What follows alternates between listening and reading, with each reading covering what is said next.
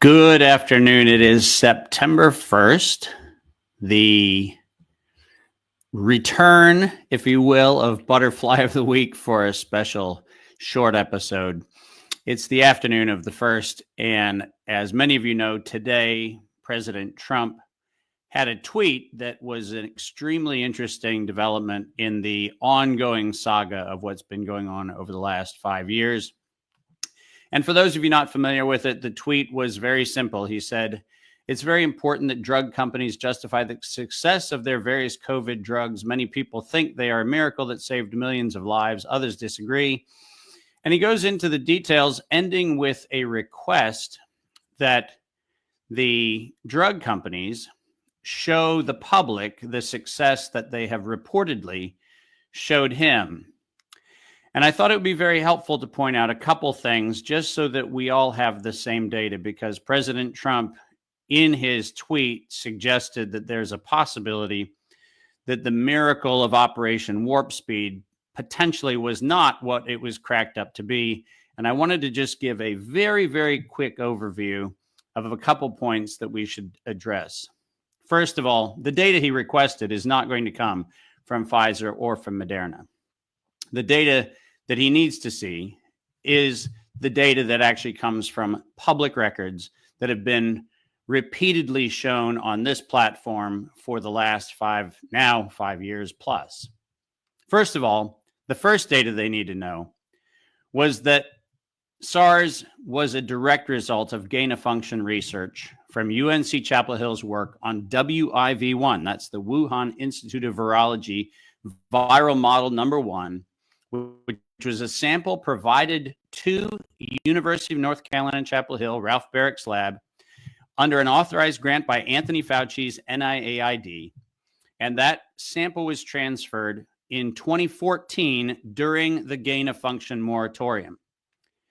There is no question that in 2015, when the paper was published in the Proceedings of the National Academy of Sciences, that the world was put on notice that the Wuhan Institute of Virology virus pathogen bioweapon model was poised for human existence, because that's exactly what they said.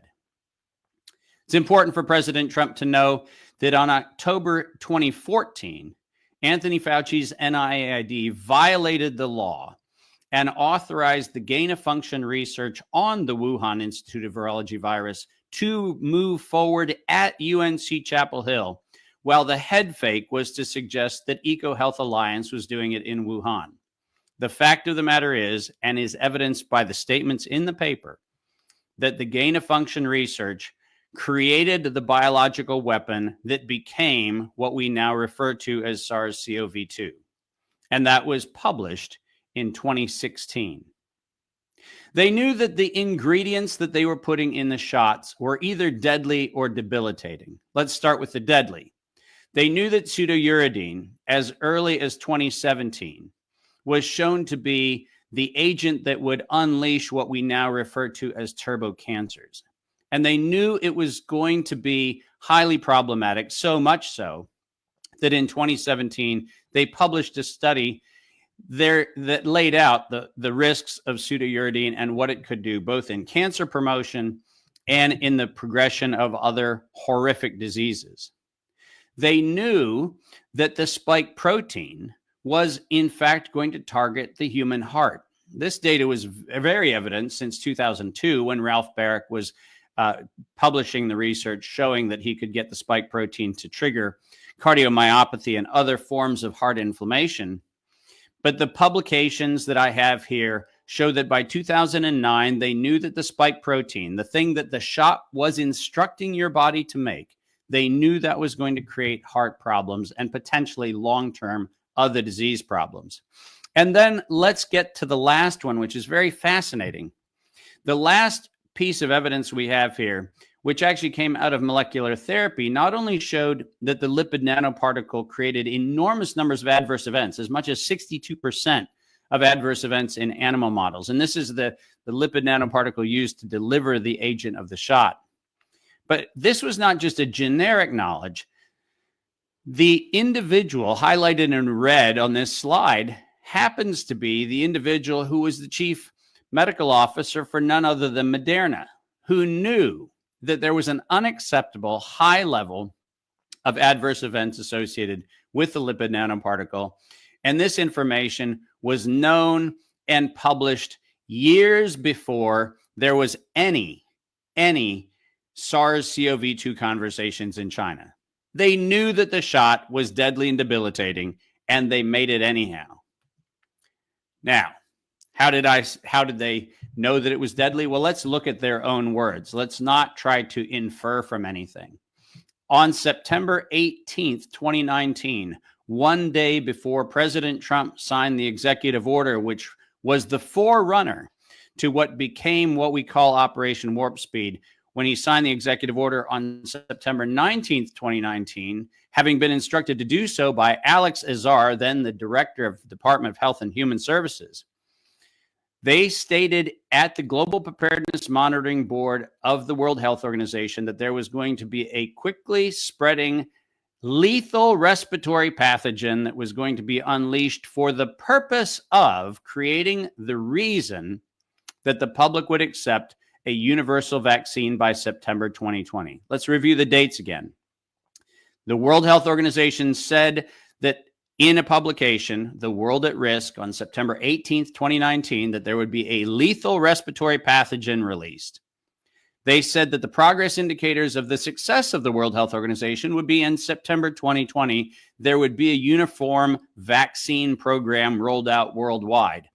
And the day after that publication, on September 19th, 2019, President Trump signed the executive order, which authorized the rapid development of a universal or pan-influenza vaccine program, including the use of DNA and other genetically modified products.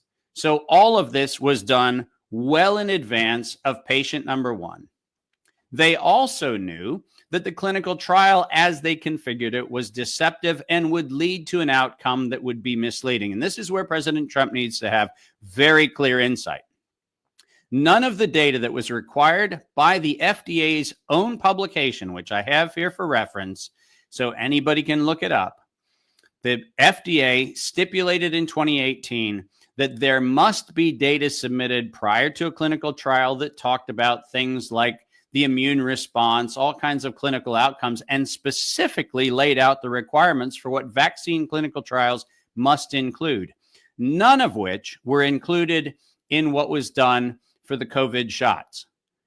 They changed the definition of what vaccination was, and then what they did was they cunningly used this 2-week period of time between shot 1 and shot 2, so that all of the adverse events that took place in the clinical trial were front-loaded into the immediately after shot 1 population, which was officially classified as unvaccinated, even though they received the shot. What that did was it shifted the adverse events so that the public was deceived into believing that there weren't many adverse events. But the reason why was because to be considered vaccinated in the clinical trial, you had to have 2, not 1 shot. And a huge number of patients, after receiving the first shot, had immediate death or immediate disability. All of those were considered to be either COVID-related illnesses and deaths, or, and in every case, they were all considered to be, quote, unvaccinated. And this is where President Trump needs to understand that the clinical trials sponsored by Moderna and by Pfizer, to a lesser degree J&J, were set up for deceptive medical practices. This was meant to deceive the president. It was meant to deceive the public, and it was architected so that the adverse events would absolutely be loaded onto what was called the unvaccinated population. This was known, clear, and compelling deception. And remember, they said why they were doing it. They said they were doing it because they needed to, quote, sustain the funding base beyond the crisis. They needed to increase the public understanding of the need for medical countermeasures such as pan-coronavirus vaccines. And then they said a key driver is the media, and the economics will follow the hype. We need to use that hype to our advantage to get to the real issues. Investors will respond if they see profit at the end of the process. Mr. President, this was always about the profiteering of the stated financial interests of all of the parties involved, and it never was a public health emergency. It was a horrific coup d'etat to disrupt this country and countries around the world, to destabilize democracies in the name of financial and social gain. That's why they did it. This was about profit. This was about mercenary activities to disrupt the orderly conduct of what became the 2020 elections. And this is the data that Pfizer and Moderna will never show you. But I live right down the road, and I'm happy to make all of this data available to you, to Secretary Kennedy, and to the entirety of the administration, who owes the public the opportunity for the first time to finally get justice for the crimes that were committed under the guise of COVID. Thank you very much for listening, and please share this video.